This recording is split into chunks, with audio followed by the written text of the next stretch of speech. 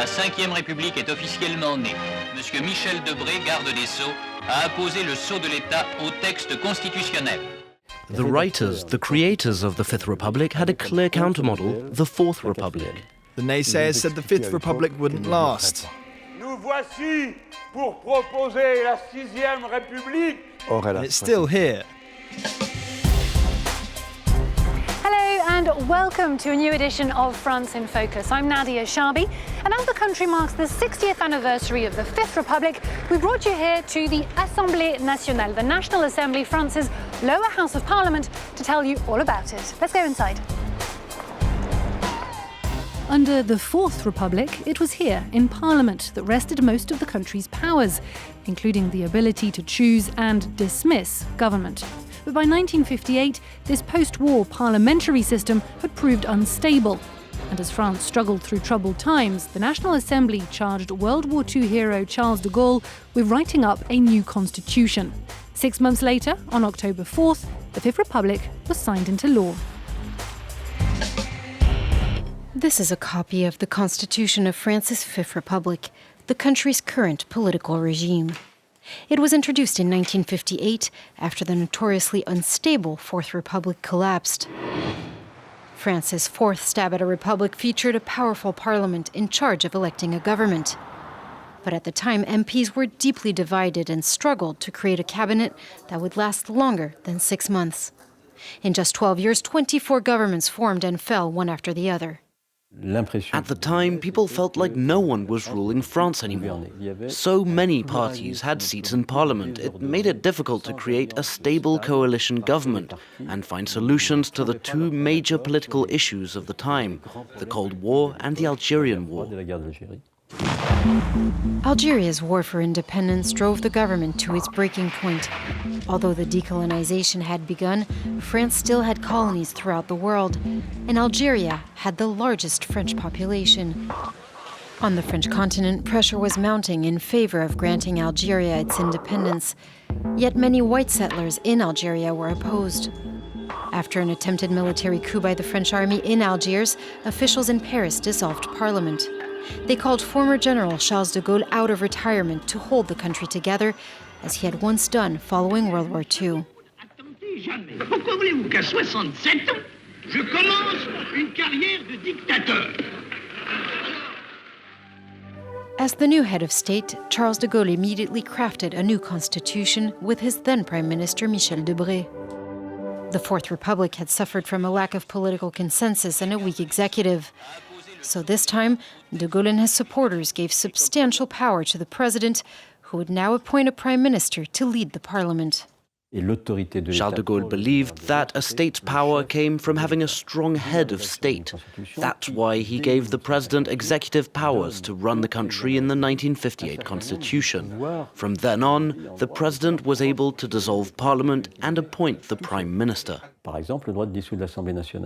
France's 1958 constitution has undergone 24 revisions, prompting political scientists to believe that the Constitution's flexibility is what has kept the Fifth Republic afloat for the past 60 years.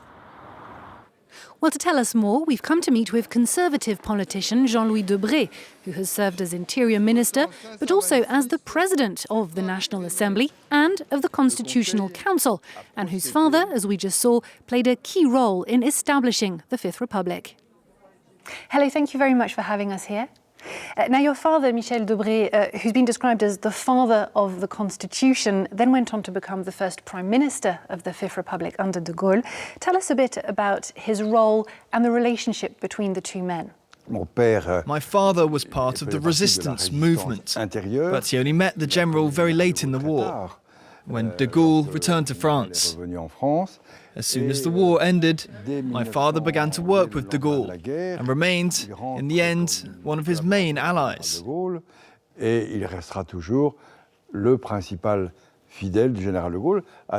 the point that throughout the post-war Fourth Republic, my father never entered government.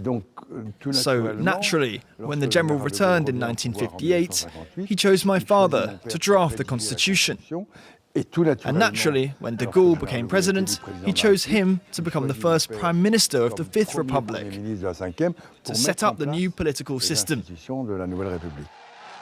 And of course, there's a flip side to this close relationship. Then, as now, as we mark the 60th anniversary of the Fifth Republic, some on the left reject it as a democratic coup by de Gaulle. What do you answer to that?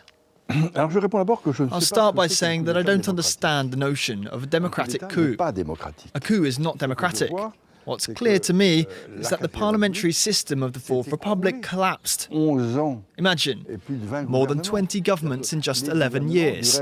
That means that at best, a cabinet stayed in place for just 6 months. France had no leadership. And that's how, when the Algerian troubles broke out, the government of the time was unable to handle the situation, just as it failed to handle events in Indochina. Now, like you, your father was a right-wing politician. Is it possible to bring a non-partisan outlook to a project that has not only to resolve these political problems and deadlocks, but also to stand the test of time? I think it is. First, because my father had studied France's constitutional history. In fact, he also drew inspiration from the English system.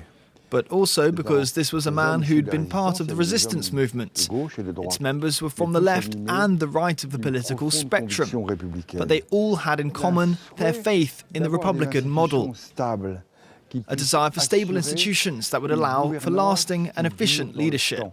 Now, you've had the honour of being put in charge of the Constitutional Council. That's the highest institution that ensures that the Fifth Republic's constitution is respected. How much has it changed in the last 60 years? Life has changed, madame. Politics 60 years ago were nothing like what they are today. Just take the intrusion of the media and of social networks in the political arena. And the first main amendment to the Constitution came by de Gaulle himself.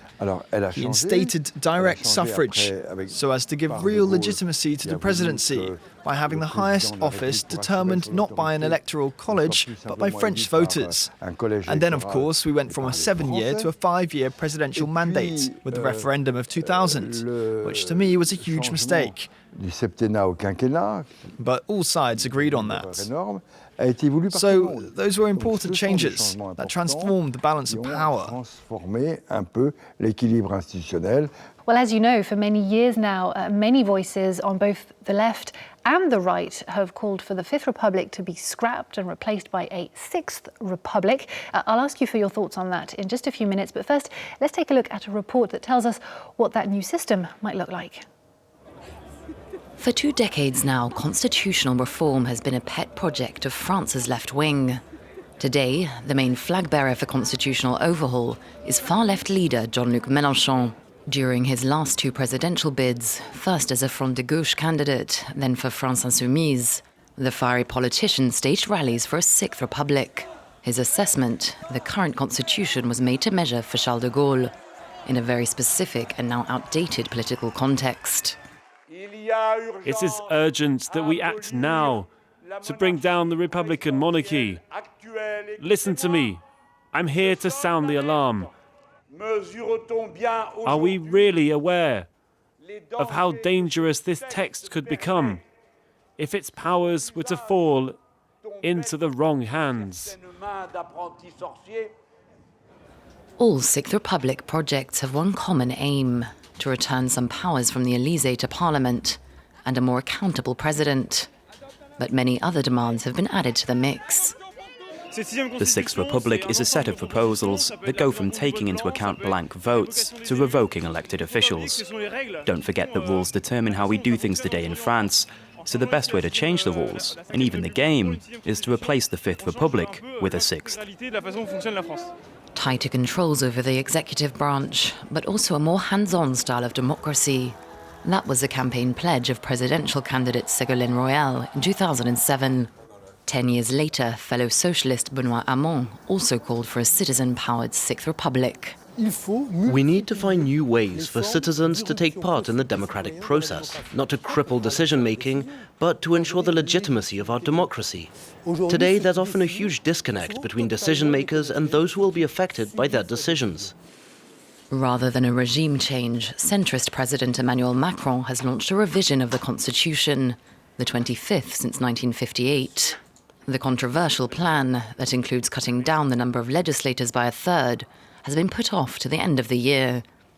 This after an abuse of power scandal at the Élysée, one that's only fueled criticism of the presidential prerogative under the Fifth Republic. Jean-Louis Debré, democracy as France knows it has come under criticism over the years, and the world, as you said, has radically changed since 1958, not least with the current rise of the far right. Is it not time for a Sixth Republic, one that perhaps limits the president's sweeping and potentially dangerous powers? If a Sixth Republic means going back to the institutional mayhem of the Fourth, then I am against the idea. And while the rise of the far right, of extremes, is indeed very worrying, the problem isn't the way the state is organised. It's the result of recent policies, of certain behaviours, and growing exasperation with the EU that worries certain people. And the Macron government now has plans for constitutional reform. What do you make of it? Every single president has wanted to have their own constitution. It's very French. It creates an illusion of reform, of change. Because it's very hard to change society, we need our institutions. We want to believe that reform will bring about change. But that's not what's needed. What we need is to change the conduct of our politicians, both men and women. And do you think the French are very attached to this notion of the Fifth Republic? Do they know what it stands for? What the French are attached to is the Republic. And the chaotic Fourth actually drove a wedge between the French and the Republic, which became synonymous with confusion. The French are attached to a republican regime that's founded on the people's will and that endeavours to address the population's concrete issues. And I also believe that they care about the country's institutions through their attachment to the figure of de Gaulle.